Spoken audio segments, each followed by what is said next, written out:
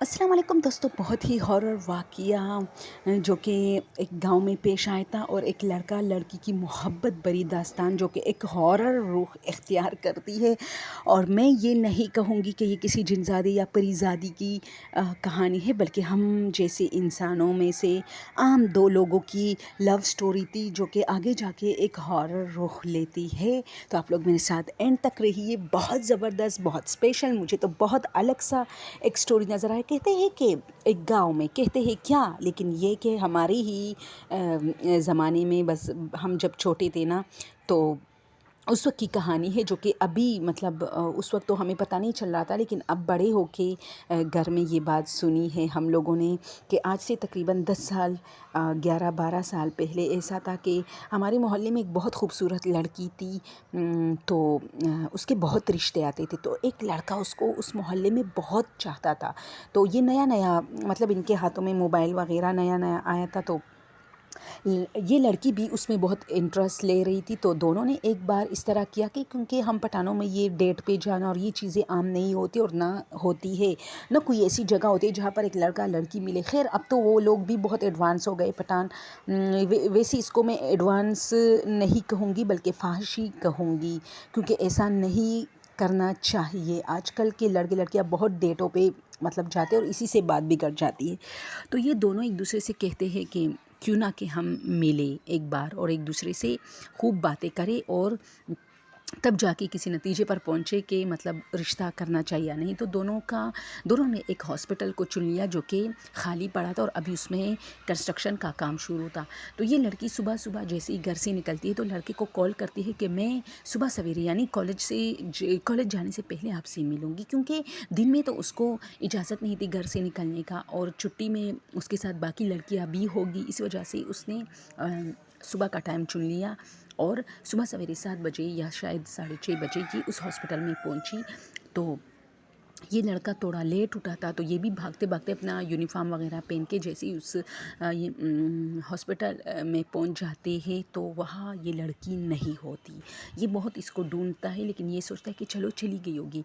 तब ये घर जाता है, कॉलेज जाता है, और कॉलेज से जब ये वापस घर आता है तो रास्ते में बहुत ज़्यादा लोग जमा होते हैं और रश होता है, और इसको पता चलता है, यानी कोई इसको बताता है कि नाजिश की डेथ हो गई थी, और उसकी डेड बॉडी एक हॉस्पिटल जो कि अभी अंडर कंस्ट्रक्शन था उससे मिली है। तो ये डर जाता है, क्योंकि इसने इनको फ़ोन पे कहा था।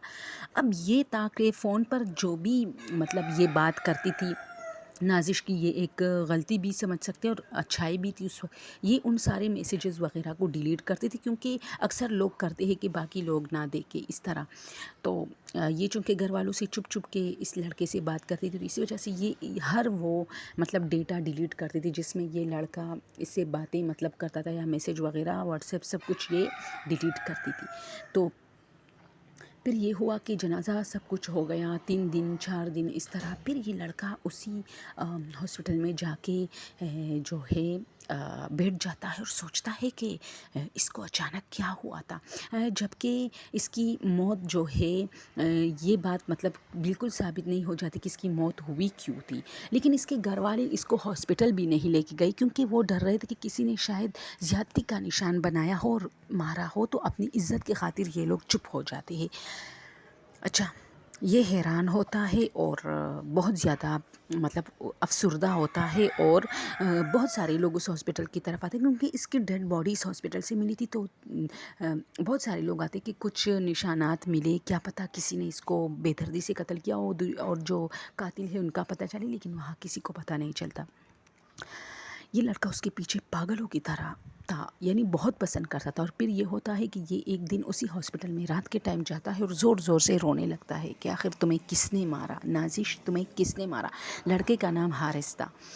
तो अचानक क्लैपिंग की आवाज़ आती है। तो इसको क्लैपिंग की आवाज़ें आती है, और ये पूरे हॉस्पिटल में सारी रात इसी तरह घूमता रहता है। पागल हुआ था ये उसके पीछे, तो ये समझता है कि ये नाजिश है। और ये बार बार एक ब्लैक शेडो भी देखता है कि कोई है जो कि दीवार के आर पार होता है, यानी एक कमरे से क्लैपिंग की आवाज़ आती है اور یہ اس کمرے میں جاتا جہاں سے کلیپنگ کی آواز آتی، لیکن جب یہ وہاں دیکھتا ہے تو کوئی دیوار کے آر پار ہو جاتا۔ تھوڑی دیر میں اس کو سمجھ آ جاتا ہے کہ کچھ پیرانارمل ایکٹیویٹیز ہے، تو یہ وہاں سے بھاگنے لگتا ہے۔ تو اس کو کوئی دھکا دے کے اس کو سیڑھیوں سے نکلتا ہے، اور جیسے ہی یہ سیڑھیوں سے مطلب گر کے جیسے ہی نیچے آتا ہے تو وہاں پر نازش کی لاش بھی پڑی ہوتی ہے۔ اور ہاں، سیڑھیوں سے گرتے گرتے یہ کہتا ہے کہ مجھے لگ رہا تھا کہ میرے ساتھ نازش بھی گر رہی ہے، لیکن نازش کی تو مطلب ڈیتھ کچھ دن پہلے ہوئی تھی، اس کی تو سب کچھ ہو گیا تھا، مطلب وہ تو اس کو تو دفن کیا گیا تھا۔ اب یہ کیا تھا؟ تو اس کو مطلب دکھایا گیا کہ نازش کیسے مری تھی۔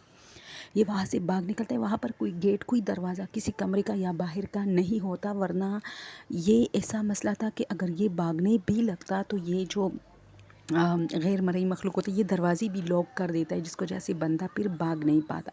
لیکن یہ اچھا تھا کہ اس کا کوئی دروازہ نہیں تھا، اس ہاسپٹل کا نہ کسی کمرے کا دروازہ تھا اور نہ باہر گیٹ تھا، تو یہ ایسی سنسان پڑا تھا، بس انڈر کنسٹرکشن تھا۔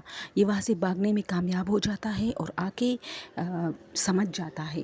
یہ جیسے ہی سو جاتا ہے یہ کہتا ہے کہ میں نے خواب میں دیکھا کہ کوئی مجھے کہہ رہا ہے کہ اب تمہیں پتہ چلا کہ تمہاری نازش کی موت کیسے ہوئی تھی، اور بس اب یہ حقیقت مطلب وہ کہتا ہے کہ کیا پتہ یہ جو میرا خواب تھا حقیقت نہ ہو، لیکن جب میں گر رہا تھا تو میرے ساتھ باقاعدہ نازش بھی گر رہی تھی، یعنی جیسے مجھے کوئی دکھا رہا ہے کہ اسی طرح نازش گری تھی اور اسی طرح ڈر گئی تھی، اسی طرح مجھ سے پہلے پہنچ کے اس کو مطلب کوئی پیرانارمل ایکٹیویٹی مطلب اس طرح ڈرایا تھا اس کو، اور اسی طرح کلیپنگ کی آوازیں اسے بھی آ رہی تھی شاید کہ، اور وہ سمجھی تھی کہ یہ حارث ہے جو مجھ سے پہلے پہنچا ہے، اور جب وہ اوپر گئی ہے تو وہاں وہ ڈر کے مارے جیسے ہی بھاگ کے سیڑھیوں تک آئی ہے تو کسی نے دھکا دے کے اسی طرح اس کی جان چلی گئی تھی۔ دوستوں، یہ ایک ہارر واقعہ ہے، آپ لوگ ضرور اپنے دوستوں کے ساتھ شیئر کیجئے، اور میں تو ریکویسٹ کروں گی کہ کبھی بھی ایسے ڈیٹ پر مت جائے، اور ایسی جگہوں پر تو بالکل مت جائے جو کہ سنسان پڑے ہو اور آپ لوگ سمجھے